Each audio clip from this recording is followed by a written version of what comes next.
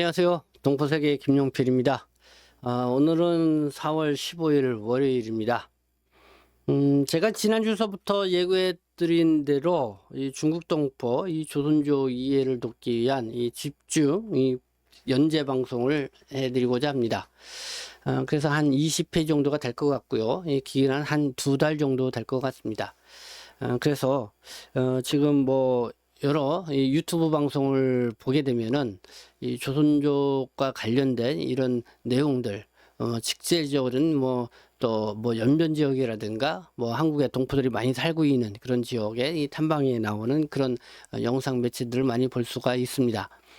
그래서 거기에 대해서는 상당히 이 한국 사회가 이 조선족 동포에 대해서 이 호기심을 갖고 또 이렇게 바라보는 그런 측면들도 있죠. 그러나 그중에서는 정확히 이 동포들의 어떤 삶과 또 지난 또 뭐랄까요, 이 역사라고 할까요, 이 그런 거를 잘 이해하지 못하고 있는 그런 상황에서 이렇게 호기심만 놓고 볼 경우는 좀 왜곡될 수 있는 그런 부분도 있지 않나 이런 생각이 듭니다. 그래서 유튜브 영상이라든가 또 국내 언론 뭐 이런 데에서 나온 그런 내용 뭐 수시로 제가 좀 체크도 해보고 그에 대해서 또 어떤 부분이 좀 뭐랄까 잘못되었던 부분이 있다고 하면은 그런 부분을 좀 과감하게 이 지적을 해서 이야기를 하고자 합니다. 그런 측면에서 이 조선족 동포에 대한 이 바른 이해가 필요한 시기이다.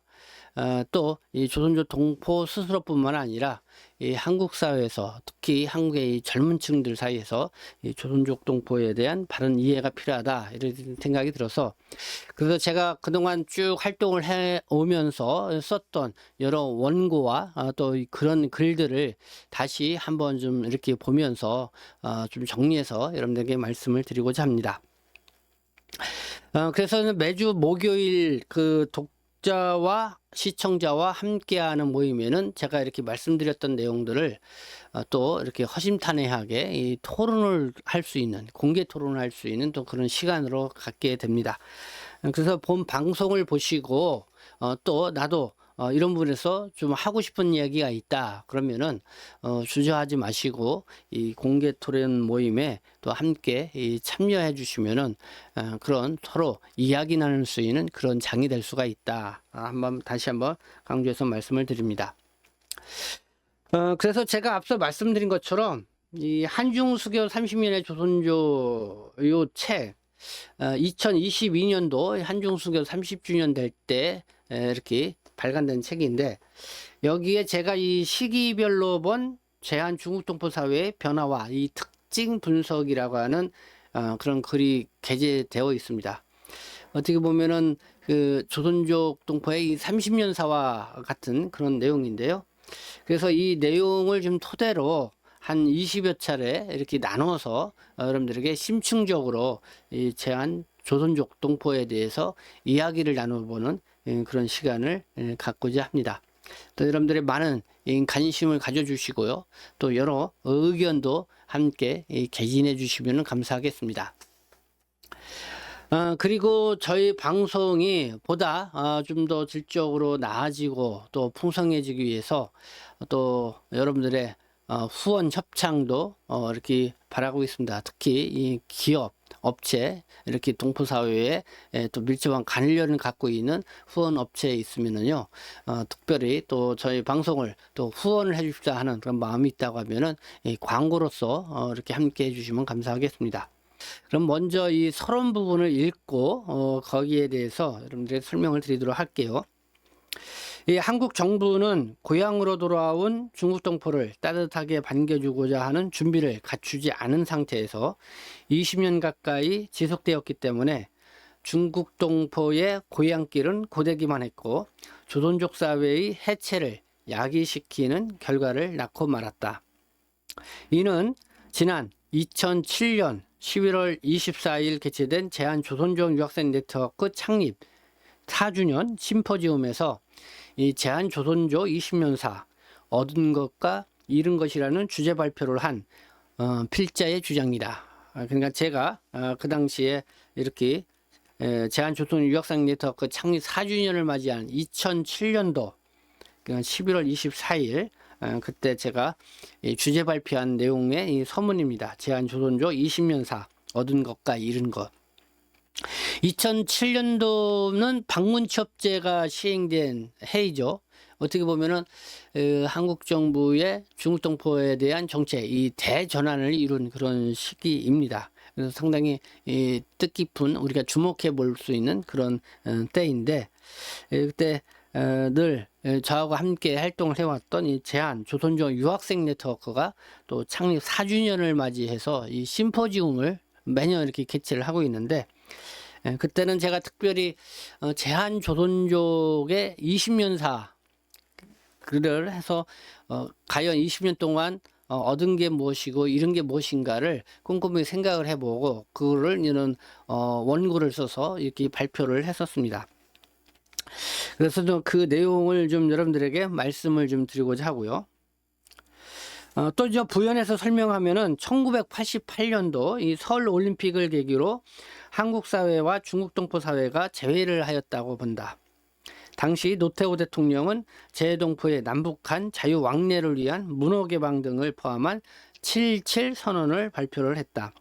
이로 인해 이 구소련 지역과 중국에 거주하던 동포들이 한국의 친척과 이 서신 왕래를 해오다가 이 친척 초청을 통한 한국 방문길이 열리게 되었고 1992년 이 한중 수교가 이루어짐에 따라서 이 중국 동포들의 한국 방문은 점점 더 많아지기 시작을 했다. 2007년도는 제한 중국 동포 사회의 대전환을 가져온 이 방문 취업제가 이 본격 시행된 해이고 한중 수교 이 15주년이 되는 해이다. 그리고 또다시 15년의 세월이 흘러서 2022년 올해는 30주년을 맞는다. 네, 요 책을 발행한 때가 저는 2022년 한중수교 이전 30주년을 앞두고 이 발행을 한 책이니까 이렇게 이제 회고를 한 겁니다. 그래서 한중수교 이 30주년을 맞는 즈음에 제한 중국 동포 사회를 정리하던 중에 2007년에 작성한 발표문을 보면서 감회가 새롭기도 하고 현재 상황과 비교해 볼 수 있는 것 같아서 의미가 있다는 생각이 들었다. 그러면은 2007년도 네, 제가 제한조선조 20년사 얻은 것과 잃은 것이라고 하는 그 주제로 이렇게 발표를 했었는데요. 그러면 그 당시 봤을 때 얻은 것과 잃은 것은 무엇이냐? 크게 이제 세 가지를 뽑아 봤습니다. 그 당시에 2007년도에 제가 발표한 내용입니다. 어쨌든 한국 사회에 이 중국 동포들이 오기 시작을 하면서 한국 사회에서 무엇을 얻었을까? 일단 자본주의, 시장경제, 또 민주주의, 뭐 이런 사회에 있는 체험과 이해를 하지 않았나? 그 전까지는 어떤 중국의 이 사회주의, 공산당의 일인 어떤 그런 체제에서의 사회주의 사회 이런 생활을 좀 주로 해 왔던 거죠. 그러나 한국의 오음으로 인해서 뭐 자본주의 또 시장경제 또 이 민주주의 이런 거에 대한 실질적으로 좀 체험도 해보게 되고 또 이해도 하게 되지 않았나 이런 생각이 들고 그리고 무엇보다도 우리 동포분들은 돈 벌러 한국에 왔죠. 왜 한국에 왔나요? 결국은 한국 사회에서는 노력한 만큼 대가를 받을 수 있다. 이거 아니겠습니까? 이게 이제 어떻게 보면 뭐 자본주의 사회예요. 또 시장경제 사회의 특징이라고 볼 수가 있는 하는 중에 하나가 아닌가 생각이 드는데 어쨌든 한국에 와서 정말 내가 뭐 힘든 일을 하더라도 노력한 만큼 내가 돈을 벌 수가 있다. 그래서 상당히 중국 동포들이 코리안 드림을 안고 한국에 오지 않았나. 뭐 그런 부분에서는 좀 얻게 된 부분이다 이렇게 본 거고요. 그리고 자원봉사, 나눔, 기부운동, 민간단체 활동. 네, 민간단체 활동. 뭐 중국에서도 민간단체 활동이 있으리라 생각하지만은 한국에서의 민간단체 활동은 정말 뭐 극성적이기도 하고 정말 뭐 정부가 할 수 없는 일을 대신해서 정말 민간 스스로 많이 하고 있죠. 특히 이 초창기 중국 동포들을 향한 그런 민간단체 활동은 돋보이지 않았나 생각합니다. 뭐 중국 동포들이 정말 90년대 한중수교가 본격적으로 한국에 왔다고 하지만은 2007년도에 이 방문취업제가 시행되기 전까지만 하더라도 정말 불법 체류 상태에서 이렇게 하시는 분들 많고 법과 제도적으로 밑받침이 되지 못하는 그런 속에서 한국 생활을 하는 경우가 많이 있었죠. 그래서 그러니까 그런 속에서는 이 정부가 뭐 이렇게 할 수 있는 일이 별로 없었던 그런 시기였습니다.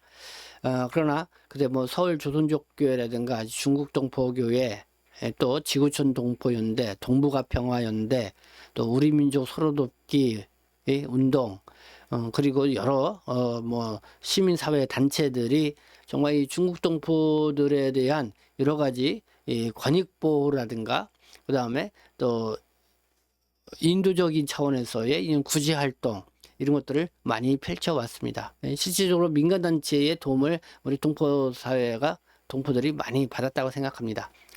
저도 뭐 2000년도서부터 그때 뭐 서울 조선족교회에서 이 동북아 신문이라는 거를 또 발간을 하기 때서부터 그다음에 또 가리봉동에 와서는 한 장짜리 신문인 가리봉 중국동포타운 신문을 시작을 해서 지금까지 어떻게 보면 정부 지원 없이 이 민간단체 영역으로 이렇게 활동을 하면서 동포사회를 이렇게 물밑 이렇게 지원 활동을 하고 있는 거죠. 그래서 저는 그런 부분에서도 이 동포사회가 새롭게 이 눈을 뜨는 그런 계기가 되지 않았나 이런 생각이 듭니다. 그리고 세 번째는 조선족은 어디까지나 조선족이다라는 것이죠. 뭐 한국 국적을 취득했다 해서도 한국인으로 살려가지만은 한국 사회에서는 여전히 이 중국에서 온 사람들, 중국인, 조선족 뭐 이런 시선 벗어나기가 쉽지가 않죠.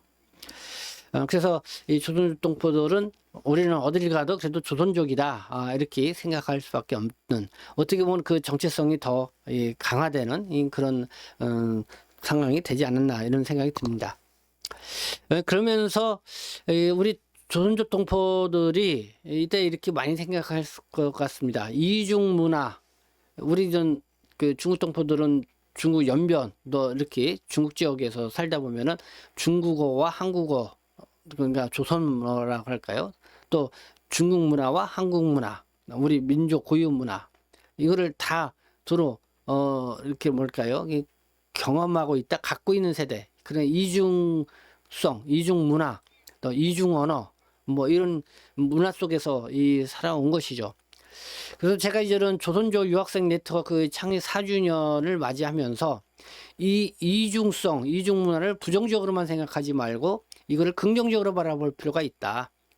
중국도 잘 알고 한국도 잘 알고 그러니까 중국도 잘 모르고 한국도 잘 모르고가 아니라 정말 이제는 중국도 잘 알고 한국도 잘 아는 그런 이중 문화의 성격 또 이중 언어를 보유하고 있는 그런 잠재적인 자원으로서 또 인재로서 우리 조선족 유학생들이 이때 이렇게 좀 성장을 했으면 좋겠다 뭐 그런 바람도 있었던 그런 측면도 있죠. 그러나 어쨌든 이 조선족 동포들의 이 이중성 이거를 너무 부정적으로만 생각하지 말 것. 여기에 대해서 뭔가 우리가 경쟁력을 가질 수 있고 잠재적으로 한중 간에 뭔가 역할을 할 수 있는 그런 잠재력을 갖고 있다. 이런 거는 발견하는 게 필요하고 이걸 하나의 얻은 것으로 이렇게 평가를 해볼 만하지 않았나 해서 이렇게 설명을 해드린 바가 있습니다. 네, 뭐 이거에 대해서 우리 주변 동포 여러분들이나 이 방송을 시청해 주신 분들은 어떻게 생각을 하는지 한번 좀 이렇게 토론의 시간대에 함께 이야기를 나눴으면 좋겠다 이런 생각이 들고요. 다음은 이런 거에 대해서는 어떻게 생각을 했냐 이런 거. 자, 조선족의 외부적으로 이 신뢰가 상실됐다. 이런 얘기입니다. 쉽게 말해서 한중 수교가 이루어지고 본격적으로 한국에 오기 시작을 했죠. 그리고 친척 초청으로 오기도 하고 결혼 비자로 오기도 하고 또 산업 연수생으로 오기도 하고 뭐 관광 비자, 공무 비자 뭐 등등 여러 비자로 오기도 했습니다. 그러나 한국에 와서 이 불법 체류를 하고 있는 사람들이 많다 보니까 이 비자 발급이 힘들었지가 않았죠. 심지어 어떤 사람들은 이제 미리국으로 한국으로 오시는 분들도 있었죠. 그런데 이상하게 이 돈을 쓰면은 비자가 나오고 한국에 들어올 수 있다는 것이죠. 그러다 보니까 이 동포들 사회에 이 돈이면 다 된다는 어떤 그런 황금 만능주의가 은연중에 이 퍼지게 된 그런 측면이 있었습니다. 그러다 보니까 그게 또 돈이면 다 된다 생각하고 여기저기 돈을 꿔가지고 이 돈을 댔지만은 그러다 보니까 또 사기 피해를 입게 되는 그런 경우도 많죠. 그리고 정말 한국 돈으로 1천만 원 가까이 들여서 한국에 왔지만은 이 한국에 가면은 편안하게 돈을 벌 줄 알았더니 한국에 오니까 3개월 90일이 지나니까 이 불법 체류자 신분으로서 숨어 지내면서 이렇게 이 돈을 벌 수밖에 없는 그런 서름이 있었던 그런 시기였습니다.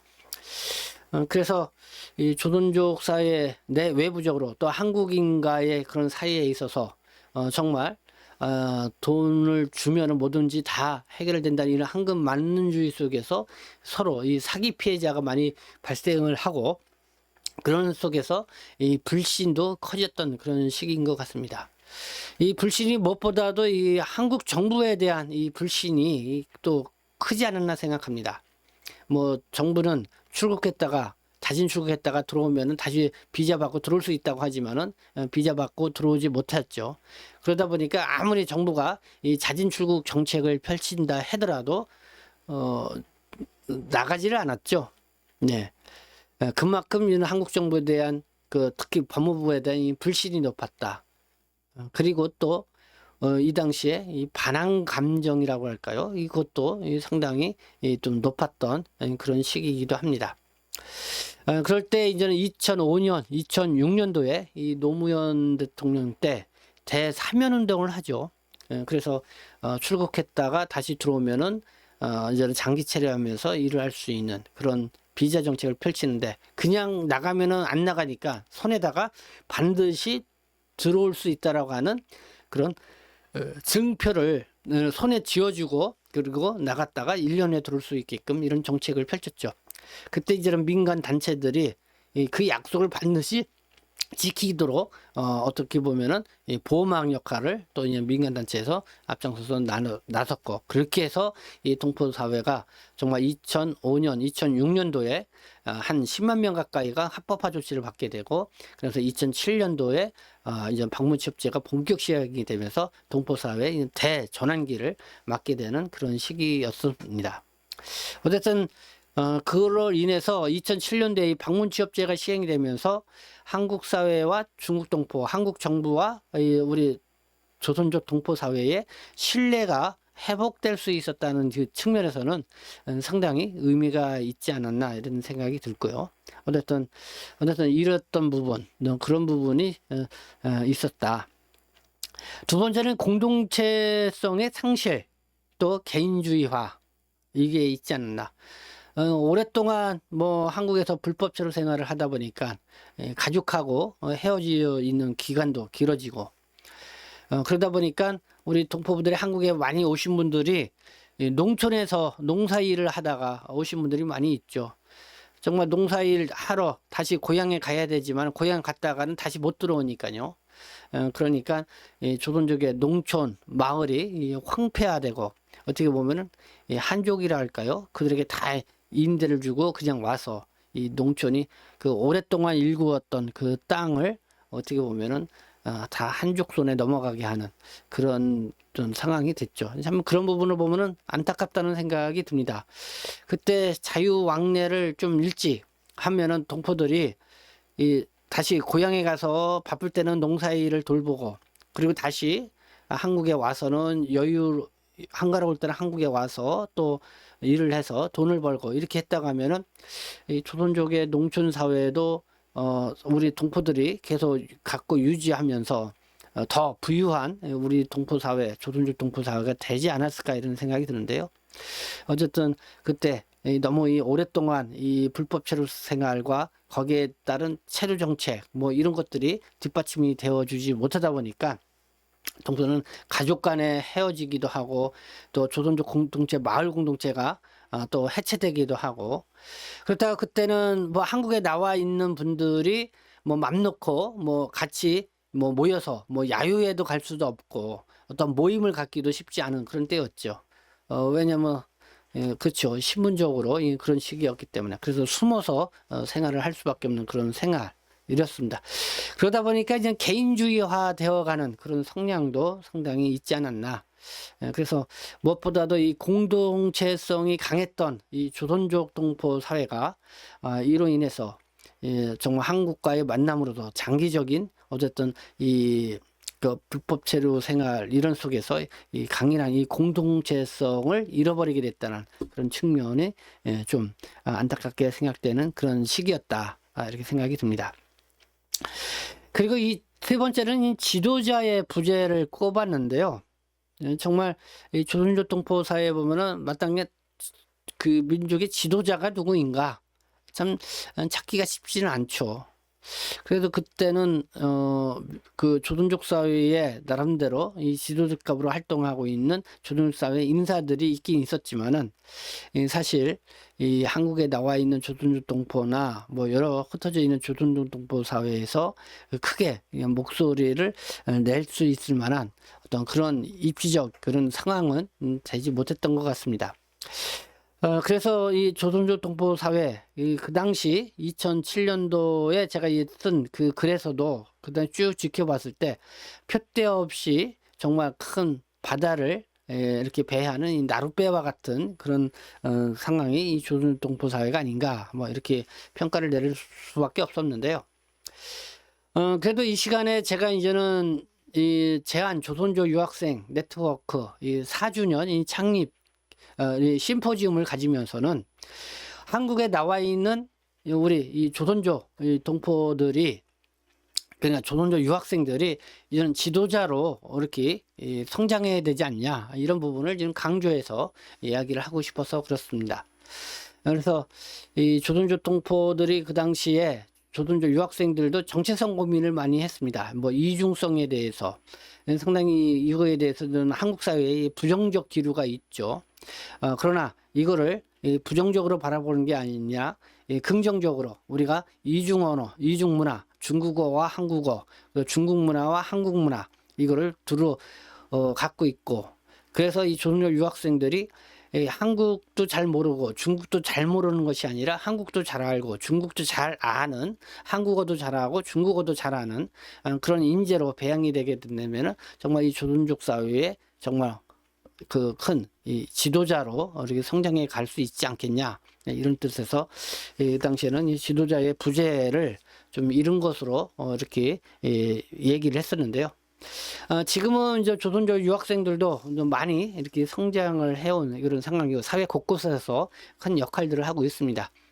그래서 이 제한 조선족 동포 사회에 나름대로 또 이 공동체에 관심을 갖고 활동하는 우리 조선족 또 엘리트들이 많이 좀 나왔으면 좋겠다 이런 바람을 갖게 됩니다. 네, 오늘은 이렇게 서러운 부분과 관련돼서 2007년도에 어쨌든 제가 제한 조선족 20년사 잃은 것과 얻은 것 이렇게 주제로 발표했던 것을 다시 회고하면서 여러분들에게 말씀을 드렸습니다. 그래서 다음 또 이어서 여러분들에게 말씀을 드리도록 하겠습니다. 그리고 정말 우리 방송에 함께 이렇게 후원 협찬을 해준 또 앰플레드 오사치카 다시 한번 뭐 여러분들에게 말씀을 드리고 그리고 또 이에 함께 또 후원 협찬을 하고자 하는 그런 곳이 있다고 하면은 항상 문의를 해주시면 감사하겠습니다. 네, 지금까지 시청해 주셔서 감사합니다. 저는